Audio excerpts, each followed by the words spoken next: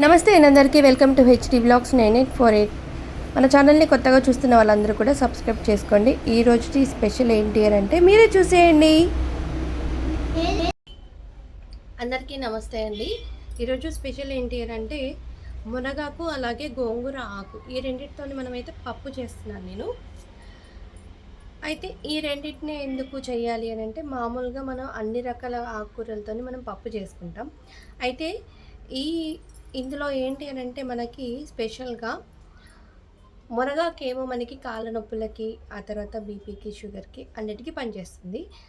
ఈ గోంగూర ఆకు వచ్చేసి మనకి లేడీస్కి అనేక ప్రాబ్లమ్స్ ఉంటాయండి. ఆ ప్రాబ్లమ్స్కి కూడా చాలా మంచిది.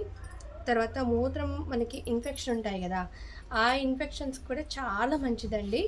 అయితే యూరిన్ ఇన్ఫెక్షన్స్ అనేది ఎప్పుడు వస్తుంది అని అంటే ఇంకా ఆషాఢం స్టార్ట్ అయ్యే లోపల, ఆ తర్వాత ఇంకా మనకి వాటర్ ఇన్ఫెక్షన్ అయినా కానీ అలాంటి టైంలలో మనకి ఇన్ఫెక్షన్స్ అనేది వస్తూ ఉంటాయి. అలాంటప్పుడు మనము ఈ ఆకుకూరలతోనే మనం పప్పు చేసుకున్నట్టయితే ఆ తర్వాత వీటితోని మనం జ్యూసెస్ అంటే వీటిని ఉడికించి ఆ వాటర్ని తీసుకోవడం వల్ల మనకి చాలా మంచిదండి. కాకపోతే మనకేంటంటే బద్ధకం, చేసుకుంటాంలే అన్నట్టుగా బద్ధకం అయిపోద్ది. ఇంకా మందులు అవి ఇవి తీసుకొని వాడుతూ ఉంటాము, కానీ అవి వాడిన రోజున మనకి రిలీఫ్గా ఉంటుంది. అలాంటప్పుడు చూడండి, ఇలాంటివన్నీ కూడా మనం చేసేసుకొని మనం వాడుకున్నట్టయితే చాలా బాగుంటాయండి. అయితే ఈ ఆకుకూరలు మనం దాదాపుగా కొన్ని ఆకుకూరల్ని తినకపోవటమే మంచిది అని చెప్పేసి అనుకుంటామండి. కాకపోతే ఏంటంటే ఆకుకూరలన్నీ కూడా మనకి మంచివే. అందులో మనం అనుపానం అనేది మనం దాంట్లోని అన్నిటిని కొద్ది కొద్దిగా వేరు చేసి తీసుకోవటం వల్ల మంచిది. కాకపోతే ఒకేసారి అన్నీ కలిపి తీసుకోలేమేమో, అలా అని చెప్పేసి ఒక్కొక్కటి ఒక్కొక్కటి అలా తీసుకోలేము. అయితే వీటి గురించి కూడా ఒకసారి నేను చెప్తానండి. ఇదిగోండి, నేను ఇక్కడ క్లియర్గా చూపించలేకపోతున్నాను ఎందుకంటే ఇది చూడండి. అయితే ఆల్రెడీ నేను కట్ చేసేసాను. కట్ చేసిన తర్వాత అరే వీడియో తీస్తే బాగుంటుంది కదా అని చెప్పేసి అనిపించింది. అందుకని చెప్పేసి మళ్ళీ నేను వీడియో అయితే తీస్తున్నాను.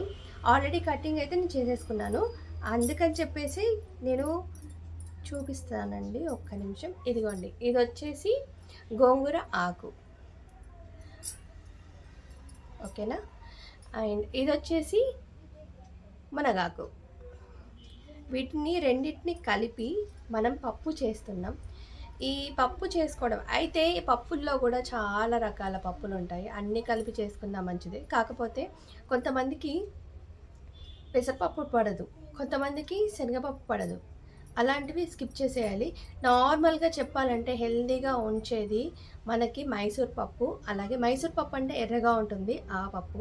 నెక్స్ట్ వచ్చేసి కందిపప్పు. ఈ రెండు పప్పులు అయితే అందరికీ పడతాయండి. చాలా హెల్దీ. మనకి నాన్ వెజ్ ఎంత హెల్దీయో ఈ పప్పులు రెండు కూడా అంత హెల్దీ అండి. నిజానికి చెప్పాలంటే పెసరపప్పు కూడా చాలా మంచిదండి. వాటర్ని మనము ఉడికించిన వాటర్ ఉంటాయి కదా, ఆ వాటర్ని తీసుకోవడం వల్ల చాలా చలువ. పప్పుని నానబెట్టి ఆ వాటర్ తీసుకున్న చాలా చలువ. ఇలాంటి టిప్స్ అన్నీ చాలా ఉంటాయండి. ప్రతి ఒక్కరూ ఫాలో అవ్వండి. అంటే ఇంట్లో ఉండే వాటివే ఫాలో అవుతూ ఉంటే మనకి కొన్ని కొన్ని తెలియకుండానే తగ్గిపోతాయి. కాకపోతే మనకేంటి అంటే బద్ధకం అనమాట. చేస్తాంలే, చేసుకుందాంలే అన్నట్టుగా బద్ధకం ఉంటుంది.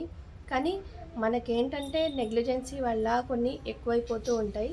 వాటిని కూడా మనం చూస్తూ ఉండాలి. ముఖ్యంగా లేడీస్ అయితే అంటే బద్ధకం అని నేనేం చెప్పట్లేదు, మనకి ఇంట్లో ఉంటూ అటు ఇటు తిరిగేసరికి కొంచెం బద్ధకంగానే ఉంటుంది. కాకపోతే ఇప్పుడు ఏంటంటే మనకొచ్చేసి ఈ పప్పులవి ఎలా వాడాలి ఏంటి అనేది ప్రతి ఒక్కరికి తెలుసు. తెలియదని నేను అనట్లేదు, అందరికీ తెలుసు. కాకపోతే ఆకుకూరల్ని ఇలా అయినా మీరు తినండి. ఆ తర్వాత ఇప్పుడు వచ్చేసి మనకి రేల పువ్వు అని ఉంటుందండి. ఆ రేల పువ్వుని పప్పు చేసుకొని తిన్నా, ఆ తర్వాత మనం ఫేస్కి అప్లై చేసుకున్నా చాలా బాగుంటుంది. అన్నీ ఒకేసారి ఒకే వీడియోలో చెప్తే మీరు కూడా కన్ఫ్యూజ్ అయిపోతారు కదా, అందుకని చెప్పేసి ఇప్పుడైతే దీని గురించి మనం మాట్లాడేసుకుందాం. ఏం చేస్తున్నావు? ఇదిగోండి, ఇవన్నీ కూడా నేను కోసేసి రెడీగా ఉంచేసుకున్నాను.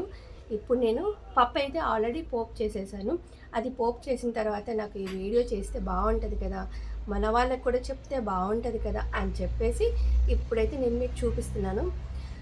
బాగుంటుంది. ఇందులోకి మనం మైసూర్ పప్పు, లేదంటే పెసరపప్పు, లేదంటే కందిపప్పు, ఈ మూడింటిని పొడి చేసుకొని మనం పెట్టుకున్నా కానీ చాలా బాగుంటుంది. డైలీ మార్నింగ్ తీసుకున్న తర్వాత మనం అన్నంలో కలుపుకొని తిన్నా చాలా బాగుంటుందండి. ఒకసారి మీరు కూడా ట్రై చేసి చూడండి.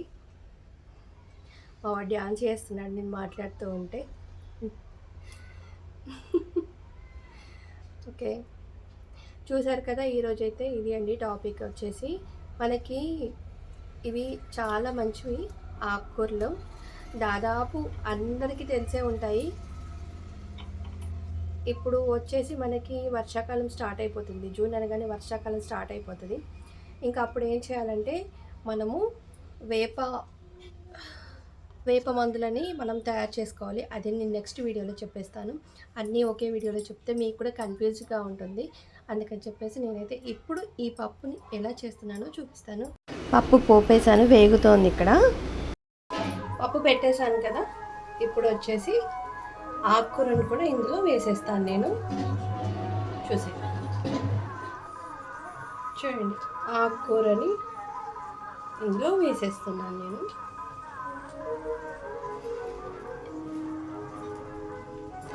చాలా బాగుంటుందండి. అయితే బయట వచ్చేసి పెళ్ళి అవుతుంది, అందుకే నా వాయిస్ అయితే రావట్లేదు. ఇలా చేసుకుంటే బాగుంటుంది. మీరు కూడా ట్రై చేయండి. పప్పులో ఆకుకూరలను అయితే మనం ఇలా వేసుకున్నాక ఒక్కసారి గట్టితో కలిపేస్తే మగ్గిపోతాయి. చూడండి, గట్టితో కలిపిన తర్వాత ఎలా మగ్గుతున్నాయో చాలా రుచిగా ఉంటుంది. ఇది ఉడుకుతూ ఉంటే మంచి స్మెల్ వస్తుందండి, మంచి వాసన వస్తుంది, చాలా బాగుంటుంది తింటే మాత్రం. మీరు కూడా ట్రై చేసి చూడండి. మన పప్పు అయితే రెడీ అయిపోయిందండి, ఇంకా తినేయటమే. ఇంకెందుకు ఆలస్యం, మీరు కూడా తింటూ ఎంజాయ్ చేయండి. ఇది ఇవాల్టి వీడియో.